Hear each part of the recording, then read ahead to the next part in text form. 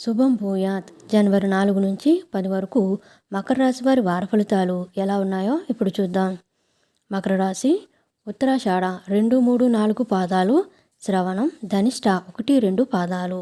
గురువు షష్ఠ స్థానంలో ఉండడం, వ్యయస్థానంలో 4 గ్రహాలు యుతి చెందడం వల్ల వారమంతా కొద్దిగా మిశ్రమ ఫలితాలు అనుభవానికి వస్తాయి. ఆదాయం బాగానే ఉంటుంది, కానీ అనవసర ఖర్చులు అదుపు తప్పుతాయి. డాక్టర్లు, లాయర్లు వంటి వృత్తుల వారికి తీరిక లేని పరిస్థితి ఏర్పడుతుంది. వ్యాపారాలు లాభదాయకంగా కొనసాగుతాయి. ఉద్యోగంలో సానుకూల మార్పులు చోటు చేసుకుంటాయి. వ్యయ ప్రయాసాలు ఉన్నప్పటికీ అత్యవసరమైన వ్యవహారాలను పట్టుదలగా పూర్తి చేస్తారు. వ్యక్తిగత సమస్యలు, కుటుంబ వ్యవహారాలు కొద్దిగా ఇబ్బంది పెడతాయి. కుటుంబ సభ్యుల నుంచి ఒత్తిడి ఉంటుంది. దైవ కార్యాల్లో పాల్గొంటారు.